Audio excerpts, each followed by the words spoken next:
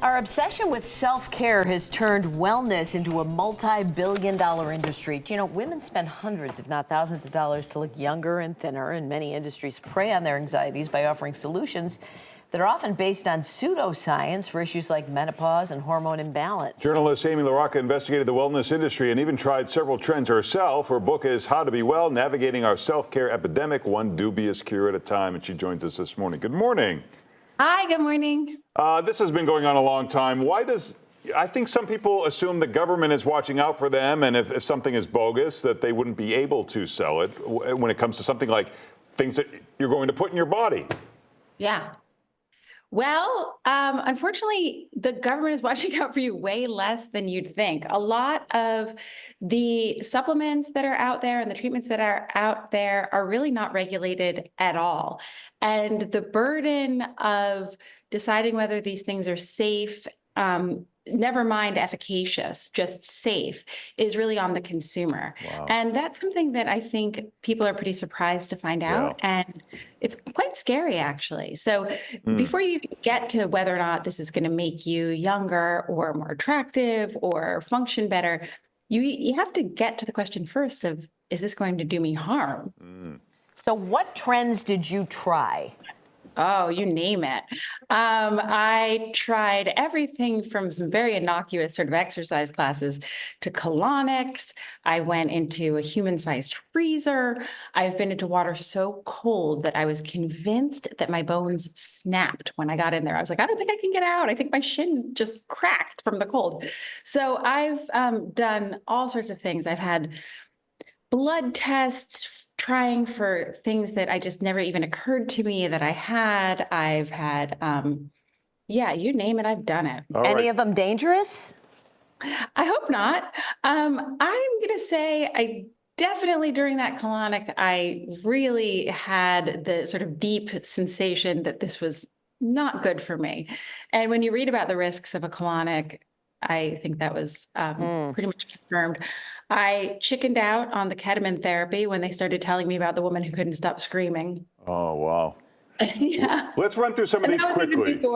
Yeah, like Ozempic is on this list, and that's a real drug. So what That's a real drug for sure. Yeah, I mean, certainly not Ozempic for the treatment of diabetes, but Ozempic for cosmetic reasons. Sure. And it seems to be working for some people. So what's the problem? I think, again, when it's for, off-label use, again, I think that I think Ozempic as a diabetes treatment is fantastic. I think it's Ozempic for weight loss and certainly extreme weight loss, certainly when it is Ozempic for weight loss for a person who's not overweight. That's when you get into trouble. I think, again, something you're seeing right now that's very new is the wearing of a continuous glucose monitor for someone who doesn't have a problem regulating their glucose medically, is something that's going to be coming down as a new trend. It was just approved as a retail product. So if you talk to doctors about which of these things people should definitely avoid, and it might seem like it's a wellness thing, what are the biggest ones that you can tell people can be dangerous? All sorts of cleanses. People will sell you things to cleanse your body. And I think it's very important, especially for women, to hear that your body's not dirty and you don't require a cleanse. Don't go on a juice cleanse. Don't go on a fast. You aren't inherently filthy. And you don't require clean. What about that? Yeah. What about the gluten? Everybody's, I have gluten and I don't feel well. Is that a myth? I think for the vast majority of people, it is. I think for people with a gluten intolerance, it can be very serious. That's a very, very, very rare condition. And for people who do have celiac disease, gluten can be very, very uncomfortable. That's a very rare condition. I think that for the vast majority of people,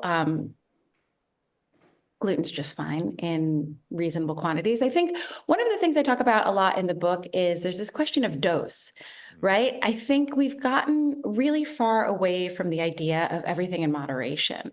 So if you're eating a very balanced diet, you're probably not going to have a problem with gluten, with dairy. If everything is in a sort of reasonable amount. So you might feel a bit bloated if you eat a kind of tremendous portion of anything. But if you're eating everything in reasonable amounts, you're probably going to feel all right.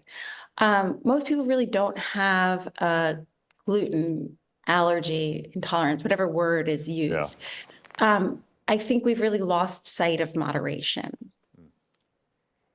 Well, thank you so much. The book is How to Be Well, Navigating Our Self-Care Epidemic, One Dubious Cure at a Time. You can check out Amy's site and follow her on Instagram. Thank you, Amy. Thank you. Thank you so much.